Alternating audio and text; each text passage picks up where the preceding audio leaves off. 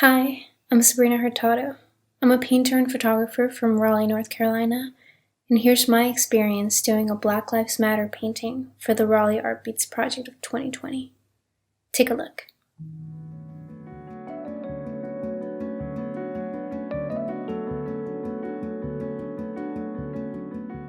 This project started out around July 2020 when I submitted my proposal and was approved, along with other artists, to make a painting on the sidewalks of downtown Raleigh. My piece was next to Nash Square. I had never done a piece this big or on concrete, so this project came along with a lot of planning, trial and error, and patience. At the height of the Black Lives Matter movement in the summer, I knew that as an artist I had to use my platform to advocate for social justice issues that mattered to me. I wanted my art to become reflective of the social unravel that we were facing and are still facing. My inclination in the arts lies with portraiture, so I stayed in that area for this new project. My vision was to create a single portrait that can make viewers see a different side of the BLM movement. I wanted to go back to the roots of the movement and create a sense of sympathy and acknowledgement of the long and hard journey our Black community has had to face.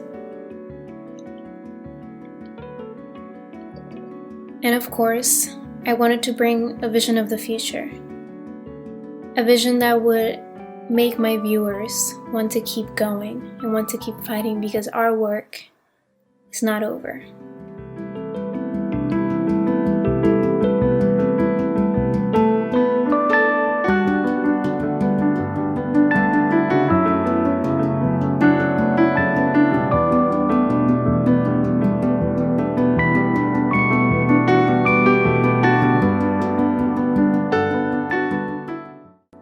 Aesthetically speaking, my design was not a realistic portrait as they tend to do, but a comic book style portrait similar to Roy Lichtenstein's work from the pop art movement.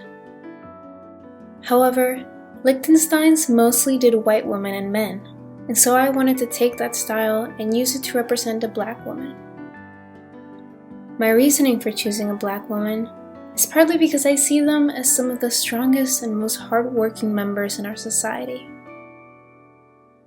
And going back to the roots, it was Alicia Garza, Patrisse Cullors, and Opal Tometi, 3 Black women who started the BLM movement in 2013. Along with that, I also understand that Black women face the intersectionality of being Black and a woman, which leads to experiencing both racism and sexism. Kimberly Crenshaw was the woman who coined the term intersectionality and formally presented it in her paper, Demarginalizing the Intersection of Race and Sex, in 1989. I linked to this paper down below and encourage my viewers to give it a read and learn about the amazing work Professor Crenshaw has done.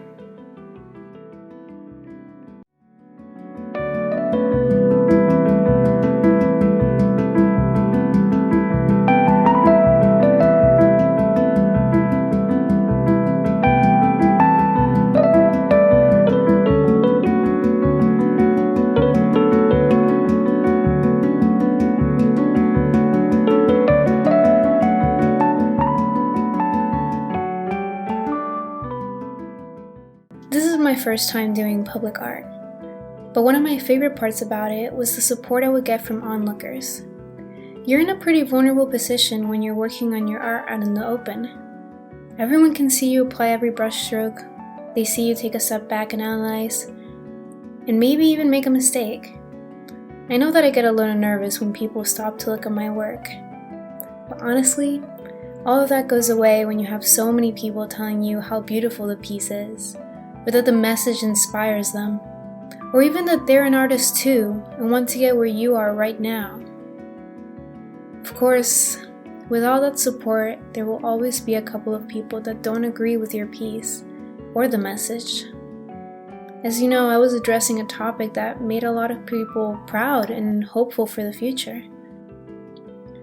But it also made some people angry and irritated. At this point in the video, you might have noticed that there was a splatter of paint on top of the piece. This was from an incident that happened on October 18th. I came ready for another day of painting with my brother. About 5 minutes in, a white man came by and started asking for directions. He looked very disoriented, did not have a mask on, and tended to disregard personal space. He looked at my painting and said, "Oh, is that an African American woman?" To which I replied, "Well, yeah." Then he responded with, "Oh, I'm so sorry I'm a white man. My skin is so light I must be dangerous to you." Frankly, I didn't know what to say. Afterwards, he got more aggressive as he tried to take my brother's phone to look for directions, even though we had already told him where the place he needed to go was at.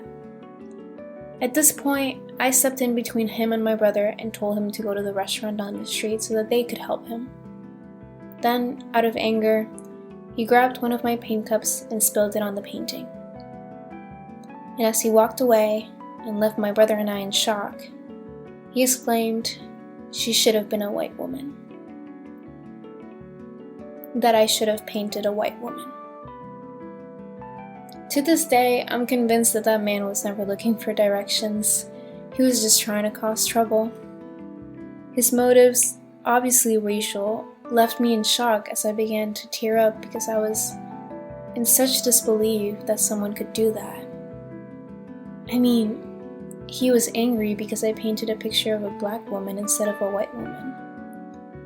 As flustered and upset as I was grateful that my brother and I left unharmed and that the damage done to the piece could still be fixed. I know his goal was to tear me down and stop my progress on the piece, but honestly, it only made me want to work harder. I mean, the whole reason I was doing this piece was because of people like him that get bothered by a painting of a black woman. So what I gotta say about that incident is that if it bothers you, reflect on why it bothers you so much, and work on yourself. Don't take it out on others.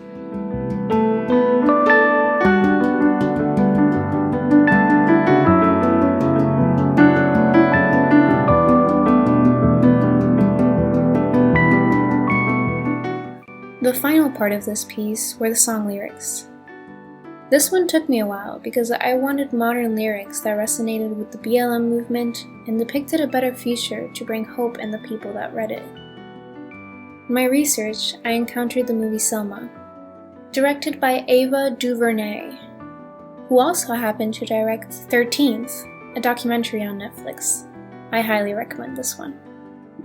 But I looked through the movie score and found the song Glory by John Legend and Common. And, well, I realized that was a song.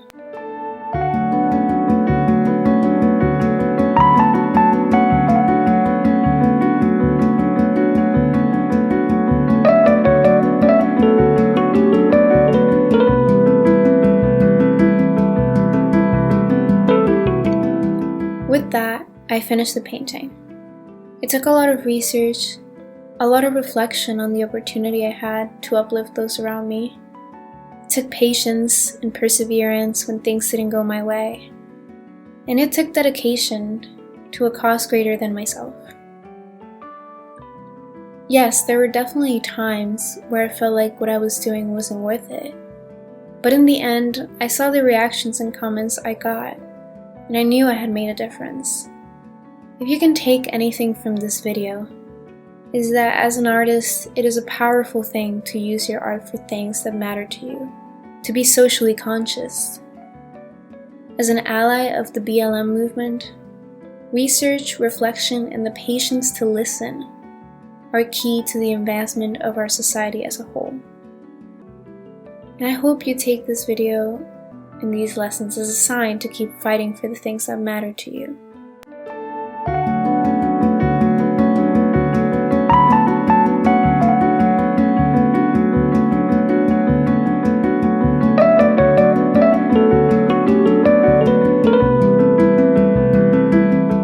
Thank you for watching.